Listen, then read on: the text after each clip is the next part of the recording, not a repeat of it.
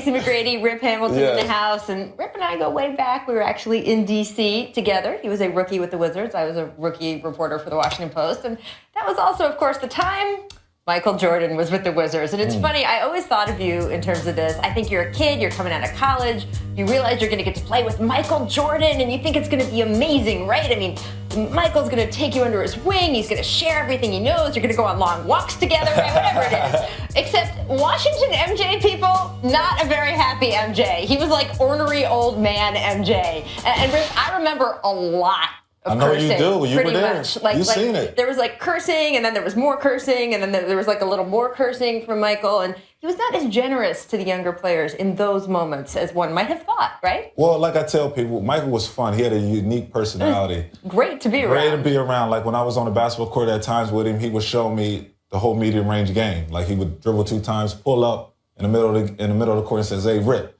get that in your game. That's the hardest play in the game of basketball to guard." Yes, sir. But then there was also another side where it was the talking trash Michael Jordan.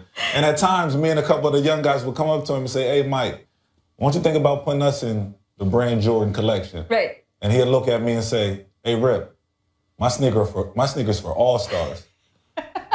And at that time, I'm like, wow, like really? And then my other young fella, I don't want to say his name, and he would say, "Hey, Mike, what about me? Put me in your sneaker." And then he'll say, "Your game is not to the liking for my sneaker. Not good enough for the Not sneakers. good enough for my Your sneaker." game don't fit my sneakers. So, I mean, but that was the whole big talking trash with Mike. So you just had to have thick skin with him. And I told him, Did "Hey, you go you know home what? that day? How did you feel when you went home that day? You know what? I went home, I looked myself in the mirror, and I said, Rip, we're going to be all right." Right. Because I'm going to come back to MJ. And I did. After I made the All-Star team, Are I you came serious? back to him and I said, "Hey, M, now I'm an All-Star. Now you got to put me in Look, that sneaker. man. Now you got to pay me the big bucks." And I'm he did just it. I'm just glad that the guy he said his game don't fit my sneakers. Oh, my The goodness. question mark out. Right? Oh man. Right?